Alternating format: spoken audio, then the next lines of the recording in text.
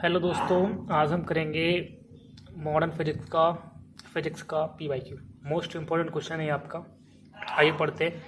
N electron of a stationary hydrogen atom passes from the fifth energy level to ground level. The velocity that the atom acquired as a result of photon emission will be. ठीक है, तो ये है आपका question, ये आपके option है। अब आइए समझते हैं क्वेश्चन में कह क्या रहा है। ठीक है, क्वेश्चन में कह क्या रहा है, पूछा क्या है, बातें समझते हैं। चलिए फटाफट डायग्राम बनाते हैं। तो चलिए देखते हैं। मान लीजिए आपके पास एक हाइड्रोजन का एटम है। ठीक है, ये बेचारा रेस्ट पर था, आराम से बढ़िया बैठा था। अब क्या हुआ, दुनिया वाले जो रेस्ट पर होता है उसका कहते हैं, जो इसका मोमेंटम इनिशियल है वो ज़ीरो है ना, पी इनिशियल ज़ीरो है। तो कोई अगर शांत बैठा है दुनिया में, तो आप सब जानते हैं कि दुनिया वाले उसे शांत से बैठने नहीं देते।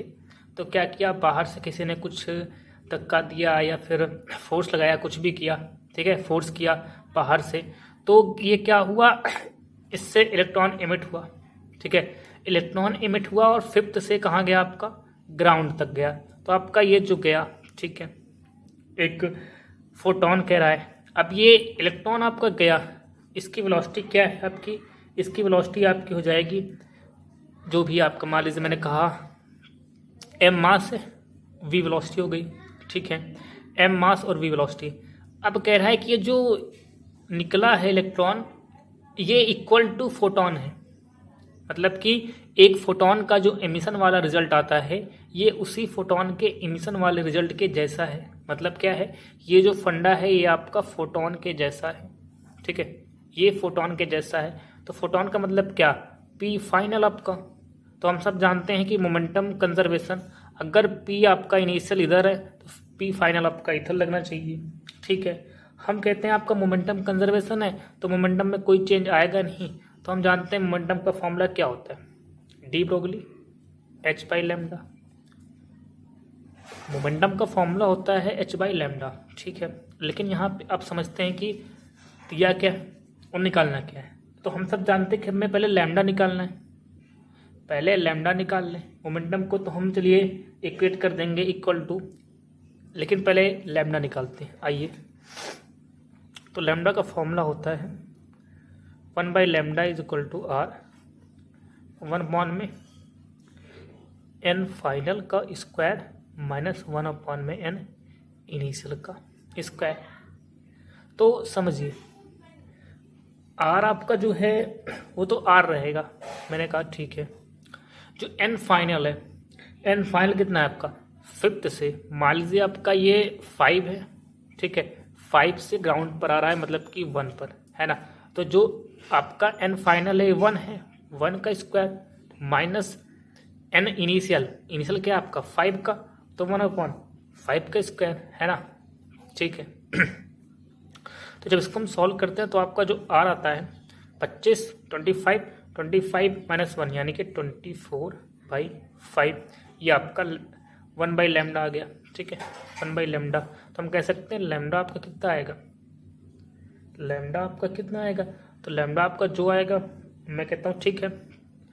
अब एक देखते हैं, आगे सॉल्व करते हैं। अब हम सब जानते हैं कि जो आपका पी इनिशियल या पी फाइनल होगा, ठीक है, P initial comma P final आपका 0 होना चाहिए। मतलब कि P initial plus P final आपका 0।